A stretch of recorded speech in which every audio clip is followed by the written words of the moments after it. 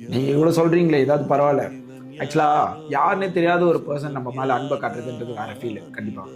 ரீசெண்டாக நம்ம ஒரு வீடியோ போட்டிருப்போம், அந்த கண்ணு வந்து காயமான ஒரு விஷயத்த. ஸோ அதில் வந்து நிறைய பேர் அன்பை காட்டியிருந்தாங்க.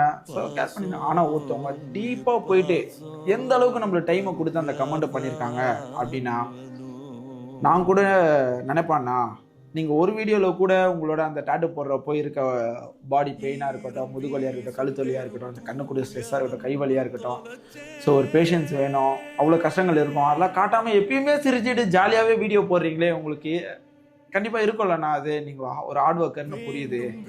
ஸோ அந்த கமெண்ட் என்ன சொல்ல வருது அப்படின்னு பார்த்தீங்கன்னா, அந்த கமெண்டோட வேல்யூ. ஸோ இவங்களுக்கு இவ்வளோ கஷ்டங்கள் இருக்கும்ல அப்படின்னு அந்த கஷ்டத்தை யோசிச்சு ஒரு கமெண்ட்ல சொன்னாங்க பார்த்தீங்களா, அப்பயே அந்த அளவுக்கு யோசிக்கக்கூடிய ஒரு பர்சன் எனக்கு கிடைச்சது அப்படின்னா பெரிய கிஃப்ட் தான். அதுக்கெல்லாம் நான் சொல்ல வேண்டிய ஒரே ஒரு விஷயம், நன்றியை தவிர தெரியல வேங்க. அதுக்கு நான் ரிப்ளை பண்ணது என்னன்னா, நம்ம எப்பயுமே ஒரு நம்மளோட ஹாப்பி ஃபேஸே காட்டியே பழகிட்டோம் இல்லையா. சோகம் சொந்த கதை இதெல்லாம் சொன்னாலும் நிறைய பேருக்கு பிடிக்காது, புரியாது, சிரிச்சா மாதிரியே நம்ம இருப்போம்.